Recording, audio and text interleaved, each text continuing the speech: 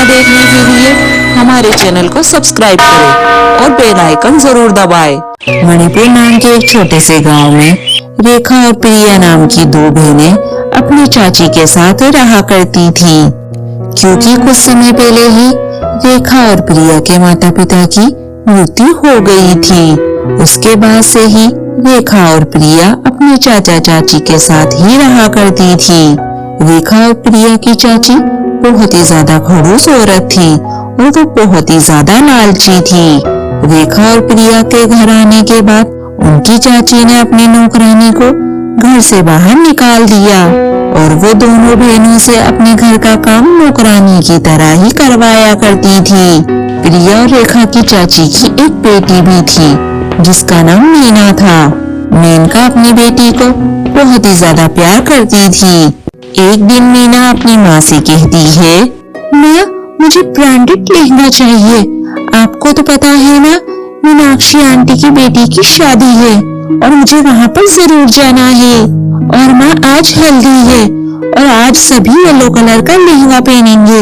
बस इसीलिए मैं भी आज येलो कलर का लहंगा पहनना चाहती हूँ। बस इसीलिए माँ मुझे सबसे महंगा और ब्रांडेड लहंगा चाहिए।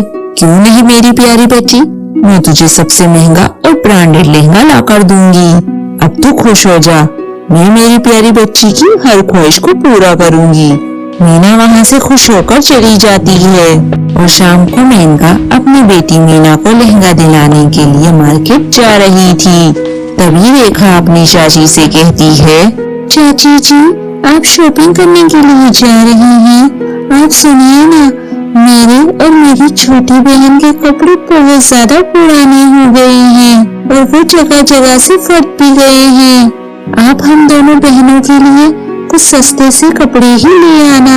वैसे तो मीनाक्षी आंटी की बेटी की शादी में येलो कलर का लहंगा ही पहन कर जाना है, लेकिन हमारे पास तो वो है ही नहीं। अगर कोई सस्ता सा लहंगा मिल जाए चाची तो हम दोनों बहनों के लिए ले आना। हाँ, वैसे तो मीनाक्षी आंटी की बेटी की शादी में येलो कलर का लहंगा ही पहन कर जाना है।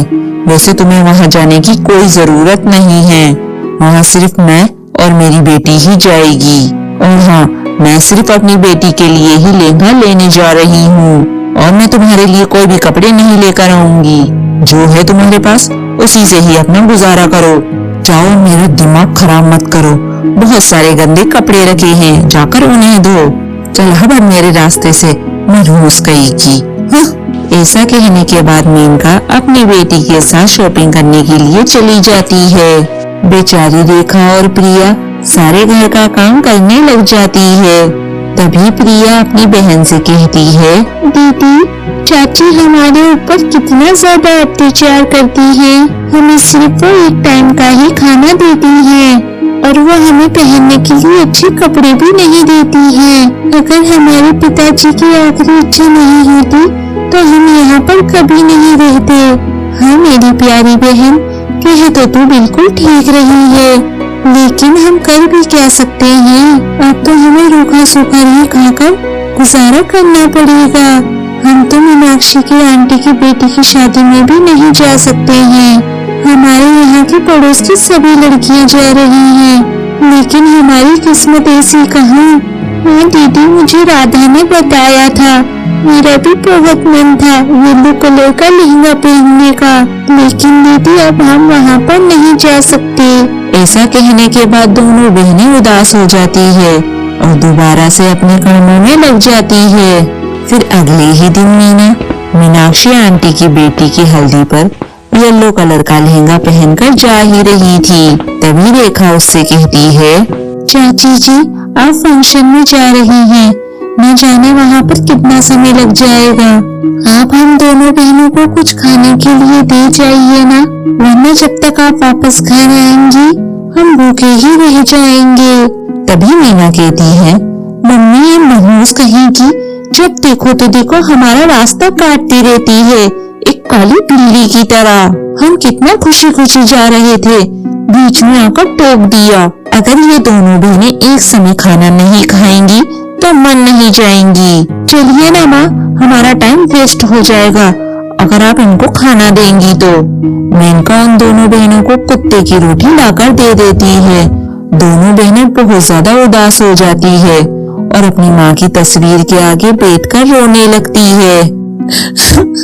माँ, आप देख रही हो ना, चाची हम दोनों बहनों पर कितना जुल्म करती है, और आज तो चाची ने हद ही कर दी। आज हमें कुत्ते की छोटी रोटी दे दी।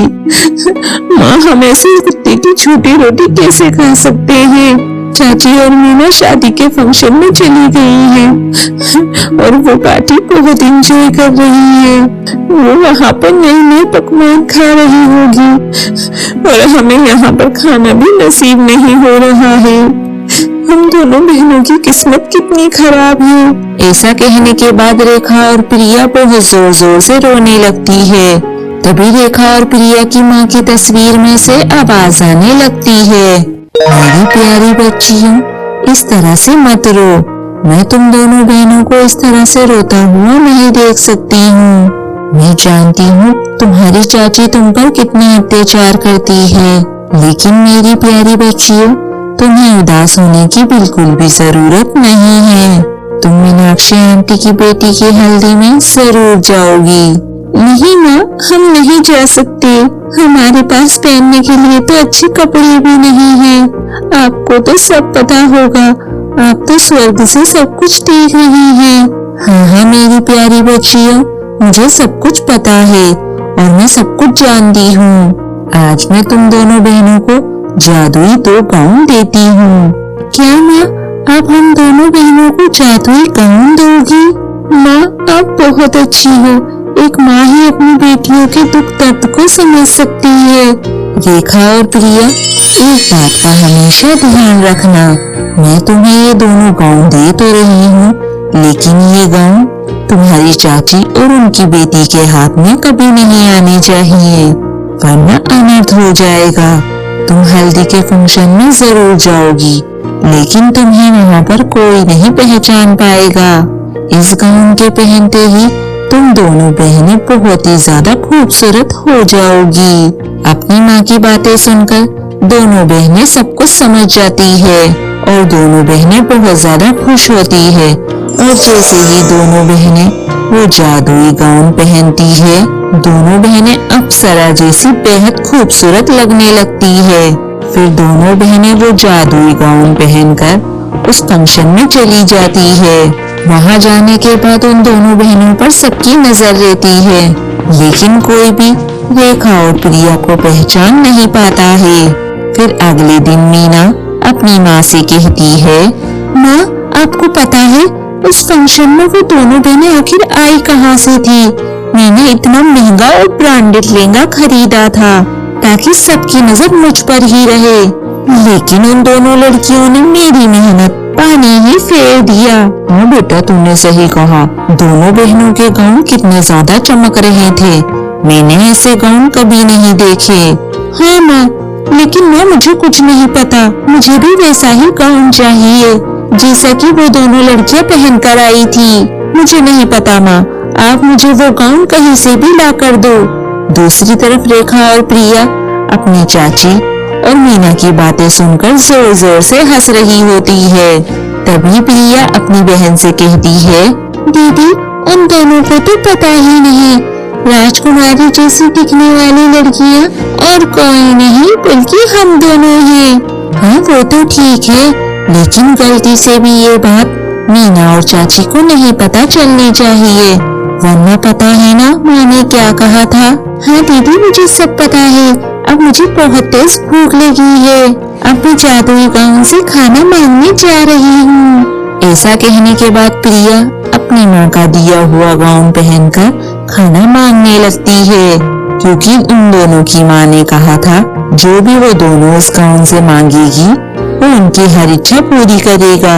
प्रिया जब जादुई गाउन से खाना मांगती है तो वहाँ पर बहुत सारा खाना प्रकट हो जाता है। तभी कुछ समय बाद मीना वहाँ से गुजर रही होती है और वो प्रिया को इतना सुंदर गाउन पहनते हुए देख लेती है और उसे सब कुछ पता चल जाता है कि इन दोनों के पास जादुई गाउन है। और हल्दी के फंक्शन में जो 2 लड़कियां आई थी वो और कोई नहीं रेखा और प्रिया ही है।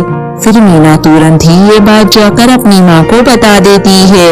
तभी मेनका ये सब सुनकर कहती है, अरे मीना बेटा, क्या तू सब कुछ सच कह रही है? क्या उन दोनों मनोज बहनों के पास जादुई गाउन है?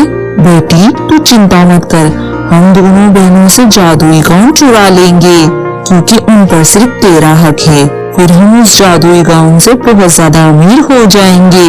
फिर मीना और मेनका रात होने का इंतजार करती है। जब रात हो जाती है और दोनों बहनें सो रही होती है, तो चुपके से मेनका उनके कमरे में घुसकर वो जादुई गाउन चुरा लेती है और वो गाउन ले जाकर अपनी बेटी को दे देती है। और जैसे ही मीना वो जादुई गाउन पहनती है, मीना बहुत ही ज्यादा बदसूरत दिखने लगती है और उसके साथ साथ मेनका भी बहुत ज्यादा बदसूरत हो जाती है। तभी जादुई गाउन से आवाज आती है, मेनका और मीना, तुम बहुत ही ज्यादा लालची औरत हो। ये जादुई गाउन तुम जैसे लोगों के लिए बिल्कुल भी नहीं बना है। ये गाउन सिर्फ अच्छे लोगों के लिए है, जिनका मन एकदम साफ हो।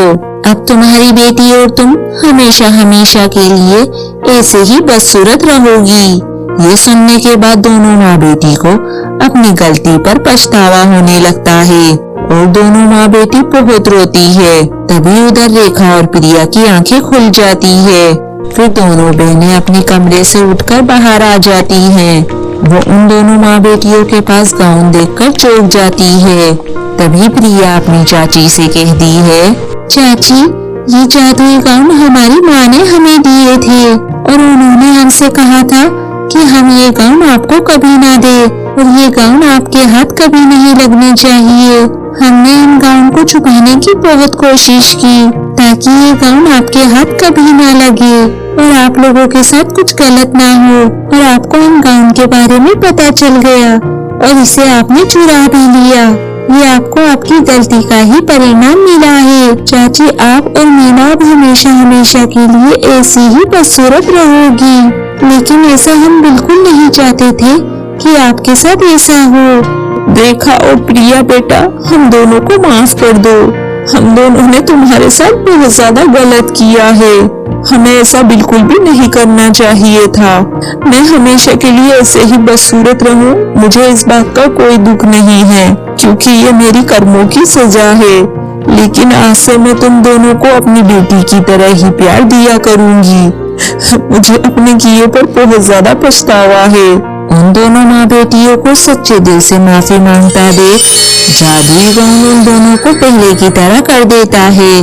तभी जादुई गाउन से आवाज आती है, मेनका और मीना, तुमने सच्चे दिल से माफी मांगी, इसीलिए मैंने तुम्हें पहले की तरह बना दिया है। अब तुम दोनों इन बहनों के साथ अच्छे से रहना।